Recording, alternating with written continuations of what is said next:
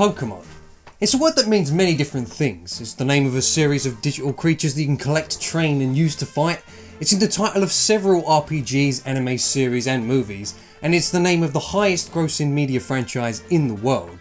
No, for real, it's true. You can check Wikipedia for that one. It's hard to believe that there was once a time when Pokemon was just a nonsense word, but to be fair, that time was fairly short-lived, as when Pokemon burst onto the scene in 1996, it pretty much exploded on impact.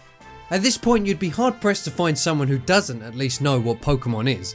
Even if they refer to it as Pokemon or even just Pikachu, most people will at least have some idea of what it is. And if you're watching this video, you probably know your Bellsprout from your Bellmander, but perhaps some of you don't know about the series' roots. In the 1980s, Satoshi Tajiri and Ken Sugimori created a video game fanzine known as Game Freak.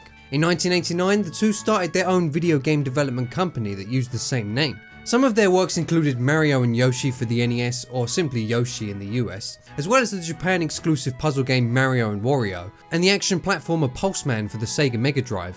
Inspired by Tajiri's love of insect collecting, the team started working on an RPG for the Game Boy under Nintendo's wing, and, well, you know the rest. On February 27th, 1996, Pocket Monsters Red and Pocket Monsters Green were released in Japan.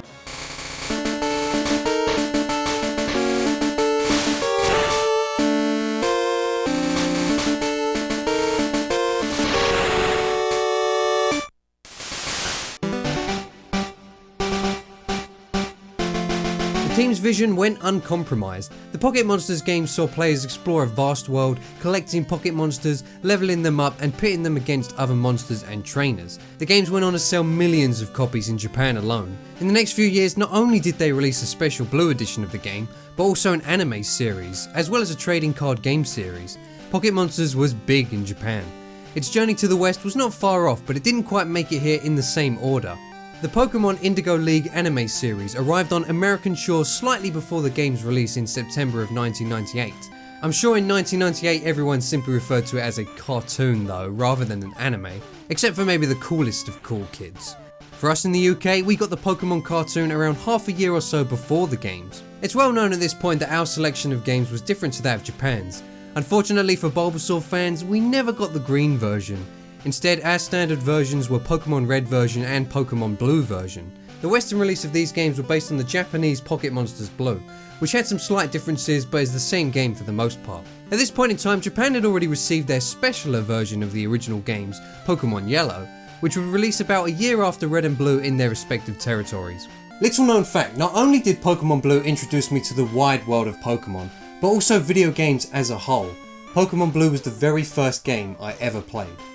Unfortunately, I don't have memories of how or why I wanted these games. I must have been hooked on the cartoon or something, but I can actually still picture them arriving at my house.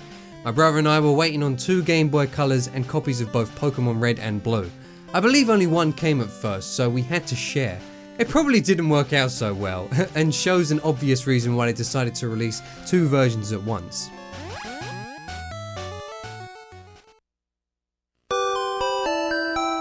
Pokemon Red, Green and Blue's story begins as a fairly humble one. Actually, the start of Red and Blue hardly has a spelled out narrative at all. You're a 10-year-old boy who has been told to go out and collect some Pokemon, literally every 10-year-old's dream. It doesn't even tell you what to do at the start. You find out that your rival is a jerk, then Professor Oak just hands over a Pokedex and off you go.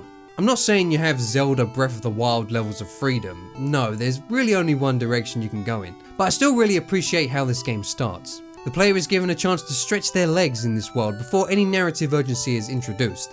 It's an excellent way for a new kind of game like this to start. It's not long before the player makes it to Pewter City and the first gym. Discovering this is the game's way of presenting the main quest. Earn all 8 of the gym badges, head to the Indigo League and become the champion. Added to this, grander stakes are inserted into the story via the game's evil team, Team Rocket. According to their boss Giovanni, all Pokemon exist for the glory of Team Rocket.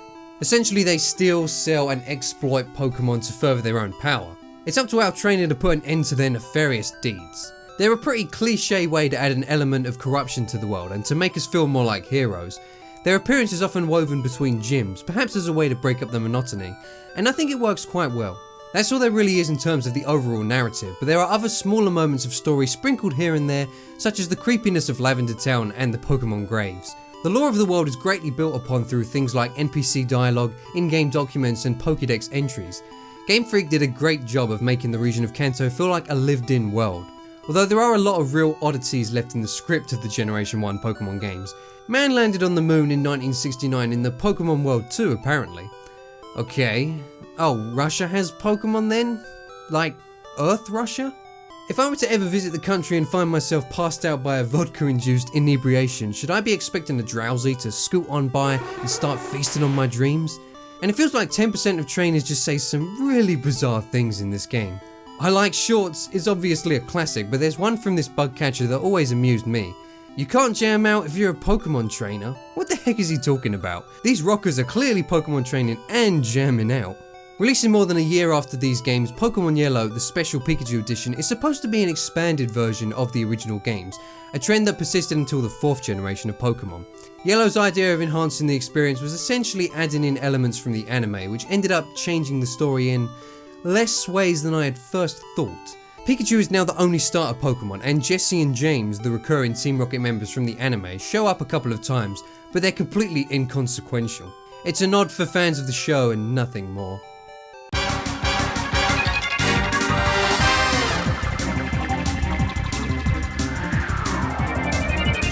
The Generation 1 Pokemon games are Pokemon in its purest form. Most of what is core to the gameplay of the Pokemon RPGs came from the first generation. You fight wild Pokemon, weaken them, catch them, battle them, train them, evolve them, trade them, you know the drill. You can have 6 Pokemon in your party. Each Pokemon can only learn 4 moves. Different Pokemon and moves have different types that may be stronger or weaker to other types, etc, etc. It's impressive just how much they nailed the formula on the first try. There are some strange design choices such as the special attack and special defense stats being a single combined stat, and some other things that make this game very dated from a competitive standpoint, but I don't think it harms the enjoyment of the single player to any real extent. Many of the moves in these games are simple, and when a Pokemon does learn a new move, which is a surprisingly rare occurrence in these games, it often ends up just being a stronger version of a move they've already had before. Like I said, all the basics are there, and the basics of Pokemon gameplay are strong enough that the game is still fun, so long as you actually enjoy the fairly repetitive nature of Pokemon games. The rock, paper, scissors type of gameplay isn't going to be everyone's cup of tea. Let's talk about that for a second. Battles in Pokemon games are incredibly repetitive, at least when it comes to the single player portions. It's not just an issue with Gen 1, but it's something that has persisted throughout the series. If you're playing optimally, Pokemon will usually be defeated in 1, 2 or maybe 3 attacks, so long as they're attacks that take advantage of the enemy's weaknesses. To be fair to Pokemon, a lot of common enemies in RPG games go down in just a couple of hits. In Pokemon, however, it's not just the common enemies. The game's bosses can also be disposed of in very few strikes. I think this is one of the main reasons why some people just can't get into Pokemon. Even as a fan of the series, I do often feel fatigue setting in when I get towards the end of Pokemon games. But I do still enjoy the rock, paper, scissors natures of battles, and perhaps just that small amount of strategy is enough for me to stop my brain from switching off. Game Freak did try to spice battles up a bit with moves that offer more than just a reduction of HP. Moves like Tail Whip and Growl reduce the opponent's stats, while Defense Curl and Growth buff one's own. For the quirkier moves, good luck finding out what some of them do. An issue that pertains to the Generation 1 games is that there is no way to find out what a move does without testing it out for yourself, and even then it's not always clear. It would take a keen eye to figure out that moves like Seismic Toss and Nightshade reduce the opponent's HP by that of the attacking Pokemon's level. And some moves actually don't work as intended. A big complaint about Generation 1 Pokemon in the modern day is that the games are just buggy, and most of the bugs can be found in the battle system. Take Focus Energy for example. It's supposed to increase your chances of landing a critical hit, but due to a glitch, it has the complete opposite effect. Then there are moves that do work as intended but are just annoying to deal with and kinda broken.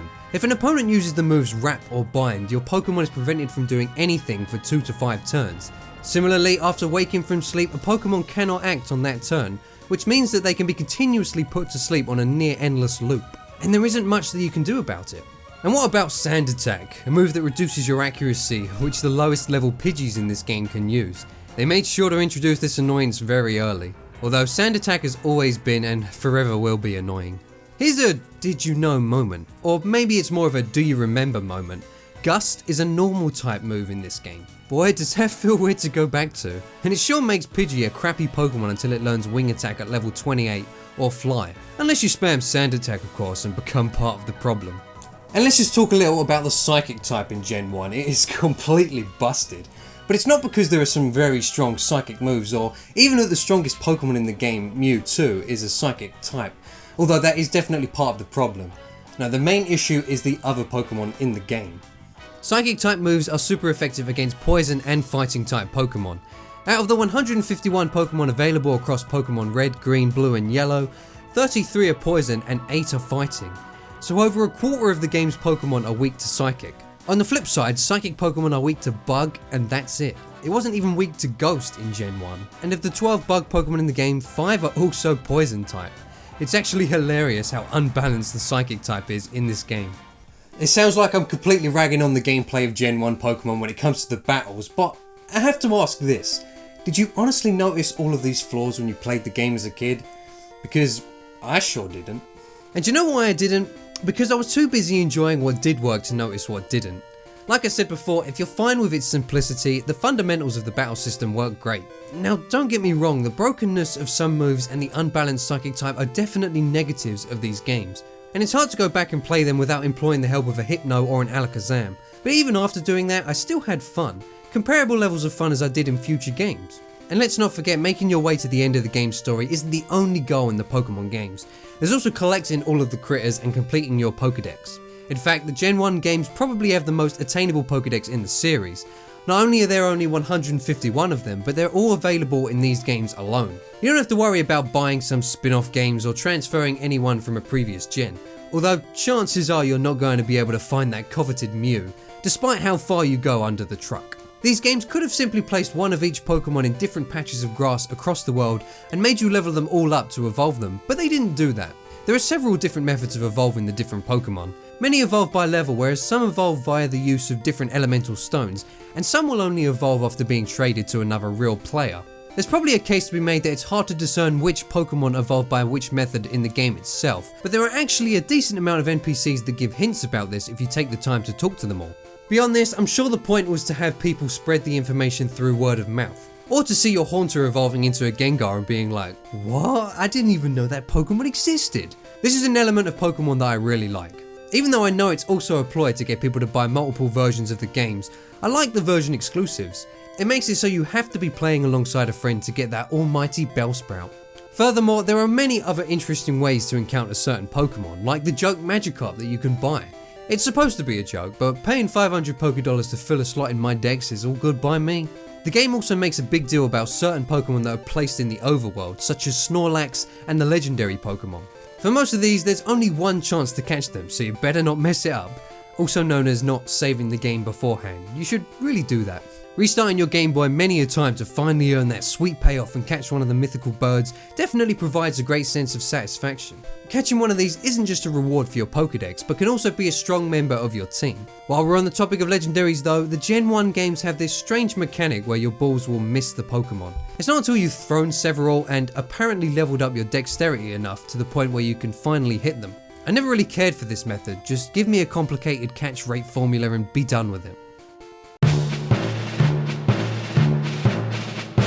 So, what about this game's Pokemans then? Nowadays I often hear complaints about the designs of Gen 1 Pokemon whenever someone tries to defend what others may claim to be a lack of imagination in newer Pokemon designs. Ew, Grime is a puddle of grime. Ew, Magnemite's a magnet. Ew, Bellsprout's a Bellsprout. Everyone has their own opinion about which Pokemon look good or bad, but the first generation is always seen as the most iconic. Do I agree with that? Well, kinda. No, I don't think that the first generation had the best Pokemon designs. Honestly, I don't know which generation did. There are good and bad ones from each of them. The first generation is simply the most remembered, and obviously so. It's been around for the longest amount of time. These are the guys who keep showing up time and again. These are the characters that were at the forefront during Pokemania, or what may now be considered the first wave of Pokemania. They weren't just in our Game Boys, but spent a lot of time on many people's TV screens. It's no wonder so many people are fond of the original 151. And besides, Gen 1 does still have a lot of incredible designs. Charizard, while he's not one of my most personal favourites, I can take one look at this fire dragon and immediately see why it became so popular. Same with Pikachu, same with Jigglypuff, same with Mewtwo. Gen 1 had a great selection of Pokemon, some cool, some cute, some in the middle, and some outside of that Venn diagram, and some in the WTF category. But come on, you gotta have some WTFs to make it a good, wholesome Pokemon generation. The Pokemon designs clean up really nicely on the Game Boy system. I'm referring specifically to the battle sprites. Even on the simpler colour scheme of red, green and blue, most battle sprites are expressive and a great representation of what the Pokemon is actually like. A lot of Pokemon's personalities shine through in their sprites. Pokemon Yellow is even more detailed when played on a Game Boy Color or Game Boy Advance, with each Pokemon sprite having its own colour palette that matches the Pokemon's true colours. Game Freak definitely weren't happy with every Pokemon's designs from the get-go. Across the different versions they produced 3 different sprites for every Pokemon. The first appeared in the Japanese release of Red and Green. They changed them in the Japanese version of Blue, which were the sprites that remained for the Western release of Red and Blue, and then they changed them yet again for Yellow. Each update usually meant a more faithful rendition of what they look like today and a general improvement, while others, not so much. What's wrong, Jigglypuff? You okay, little buddy? You okay? Oh, thanks Pokemon Yellow. Wonky back sprites remain the same across all the games. Charmeleon, why have you got an actual horn sticking out of your head? Stop. The visuals on the overworld are simpler than in the battles, but they get the job done. Houses look like houses, beds look like beds, and a million statues placed in an obscenely obtrusive fashion looks as such.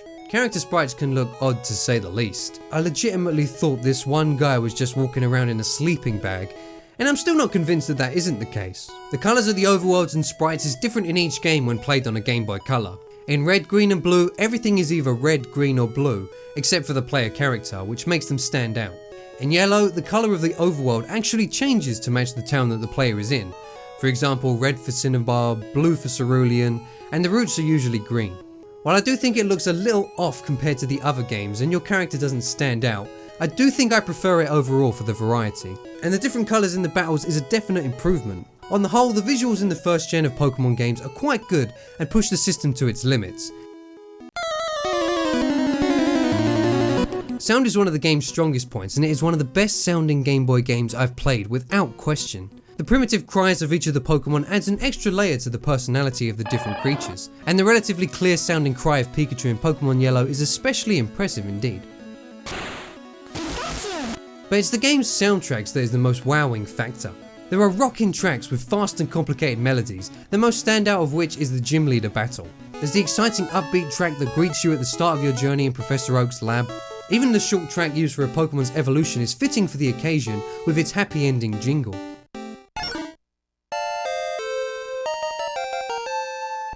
The soundtrack is massive for a Game Boy title, with multiple battle themes, town themes and more, all of which are spot on with matching the tone of the moment. It's really something special. My only negative in the sound department is the loud, annoying beeping that plays when a Pokemon is low on health. It's like, can you please not beep so loud? I'm trying to think about my next move. If you could just stop please, thanks. Another impressive feat of the Gen 1 Pokemon games is how big the world is. Kanto is full of many different towns, a ton of buildings and dungeon-like areas such as caves and office interiors. There are no objective markers or anything leading you on your way, but the games are fairly linear up to around the second gym. After that, the game starts to open up a bit more, at which point your only real clue as to where to go to progress comes in the form of the hidden machines you unlock, or HMs for short. Moves gained from HMs allow you to do things like cut down trees and surf across water. Gating usually either comes in the form of an NPC standing in the way, or a path that cannot be accessed without a certain HM. Marking an area that you can't access in your memory and then returning when you're ready is fun. However, there are times when there are multiple paths available to the player, both of which you have to go down. But which order they have to be taken in isn't always obvious, such as getting to the rock tunnel before learning Flash. Then there are times where there are multiple paths that can be taken in any order, but one option is clearly supposed to be done first. Either it's much easier or contains a vital key item. On one hand, I do like that the game is far less linear than future entries, but at the same time, reaching the end of one area to find that you can't finish it because you didn't go somewhere else first can be a bit of a bother. With that being said, NPCs are useful in this game, not only for providing new lore but also giving subtle hints as to what to do next. So if you're going to pick these games up for the first time, it's a good idea to talk to people. As you're making your way through the world of Kanto, it does contain some really great and memorable moments, like the Pokemon Tower, and finding out who the 8th gym leader is. Just walking toward the Pokemon League at the end of the game was an epic moment, and I could feel how much stronger I was at the end of the game compared to when I started. There are also some nice moments of downtime from the gameplay loop which shape things up a bit, such as the Safari Zone or the Celadon Game Corner. The world of Kanto is a joy to explore, and just exploring a new town or a new route and discovering new Pokemon or fascinating parts of the story is a blast. The pacing of Gen 1 can be a little wonky, especially towards the beginning of the game. The first gym leader's Pokemon are way stronger than anything you've faced before, so you're pretty much forced to spend time grinding levels. So how do you grind? By fighting the incredibly weak wild Pokemon in the nearby grass. It's even worse if you started with Charmander or Pikachu, as they're weak to the first gym leader's rock Pokemon. I don't know why they didn't make the first gym leader's Pokemon normal type or something. It would have served as a better tutorial. In Pokemon Red, Green and Blue, many of the trainers' Pokemon are way stronger than the wild ones, and if you want to catch up you have to grind levels using the weak wild ones for a long time. Luckily this does feel like it becomes less of an issue as the game progresses.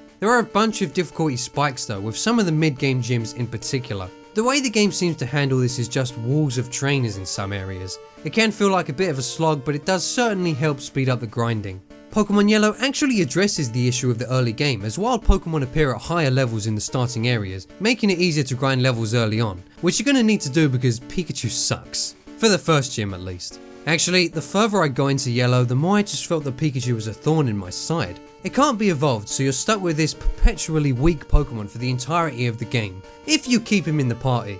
You can actually swap Pikachu out for a different Pokemon and never use it again, but Game Freak went out of their way to change the opening minutes of the game to incorporate Pikachu.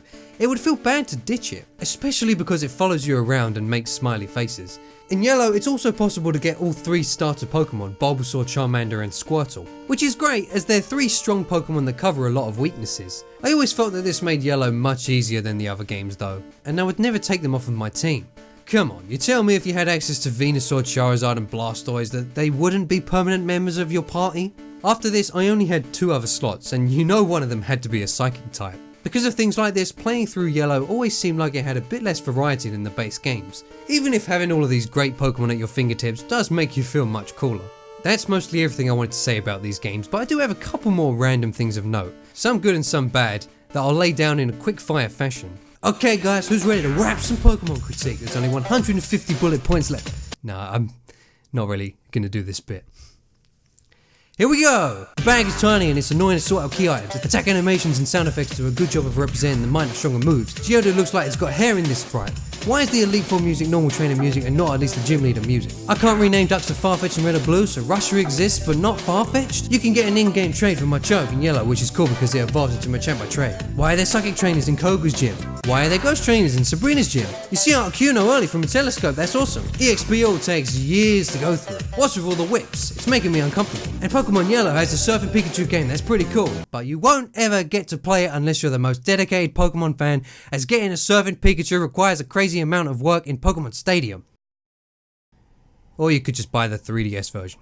The only question that remains is if any of you out there did fancy going back and checking out the OG Pokemon experience, which of the Gen 1 games should you pick up? To be honest, Pokemon Yellow, the supposed special version, isn't entirely that different, despite the obvious elements like the walking Pikachu, Team Rocket, and the fact that you can get all 3 starters. The balance changes and coloured Pokemon sprites on a Game Boy Color do give it a slight edge over Red and Blue. So if you can go for Yellow, I say you might as well, but your experience won't be too different if you just play through Red or Blue. Or you could pick up Green for some goofy sprites.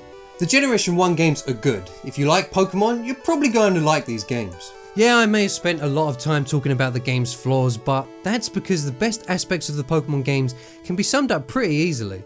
Collect the Pokemon, fight the Pokemon, trade the Pokemon, complete the Pokédex. That's what makes these games fun. That's what makes the whole Pokemon series fun. And we have Pokemon Red, Green, Blue and Yellow to thank for starting this wonderful series. No, they're not the best games in the franchise, and future games would improve in most areas, except for maybe this game's jerk rival. And the non-linearity of these games is pretty good too. Otherwise, it's Pokemon alright, a simple version of Pokemon, a flawed version of Pokemon, but still Pokemon, which is all good in my book. Thanks for watching this video, I hope you enjoyed it, and we're not done yet. The next video will be on the Generation 2 games, Gold, Silver and Crystal. And we'll be going through all of the games including Sword and Shield, so be sure to subscribe to the channel if you'd like to see those. You can also catch me playing a variety of games over on my Twitch channel or follow me over on Twitter. Otherwise, be sure to have fun playing video games.